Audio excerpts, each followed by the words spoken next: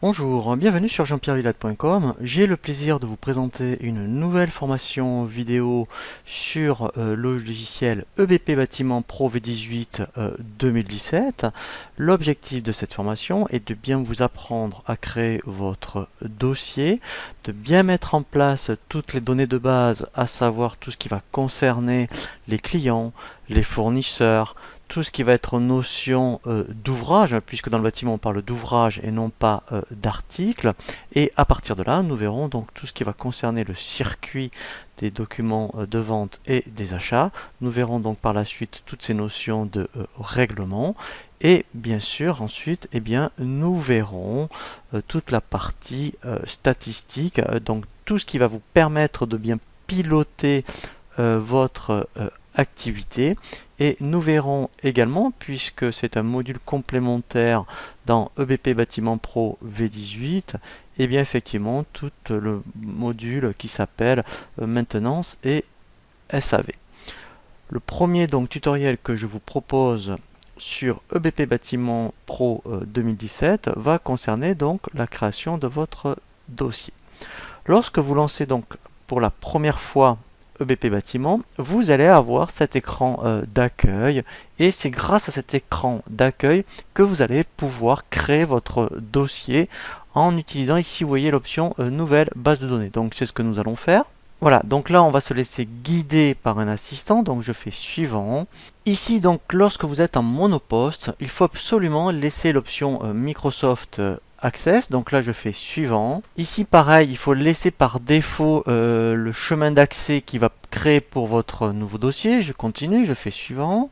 Vous allez donc indiquer maintenant votre nom de dossier, donc moi je vais mettre, je vais faire EBP Bâtiment 2007 par exemple. Voilà.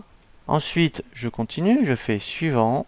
Voilà, donc là en fait il va créer pas mal de tables. Alors ça prend un peu de temps.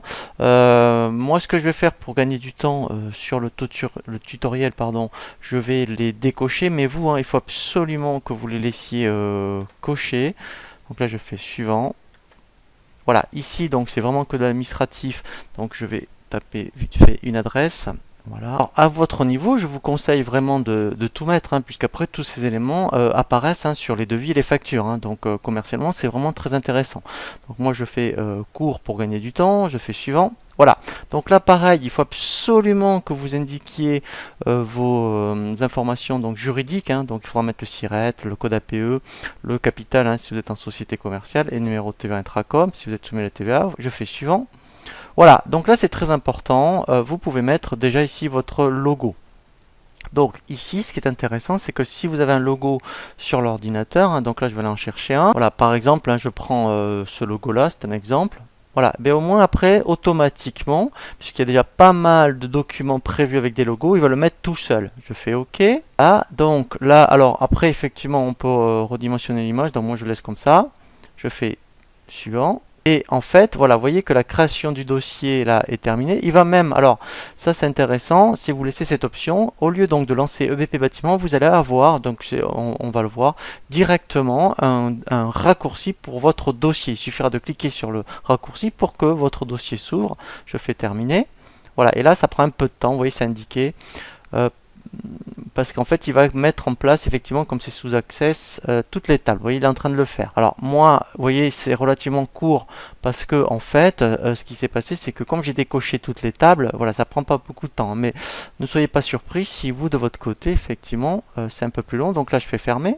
Voilà, et là si je vérifie, vous voyez que donc là ici c'est pour lancer le dossier, et là directement vous voyez je peux lancer mon dossier. Voilà, donc là automatiquement, vous voyez, il m'a lancé donc mon dossier. Donc là, effectivement, maintenant, je vais vous proposer un deuxième tutoriel sur tout ce qui est ergonomie et navigation, puisque effectivement, lorsqu'on démarre, on arrive sur ce qu'on appelle des tableaux de bord.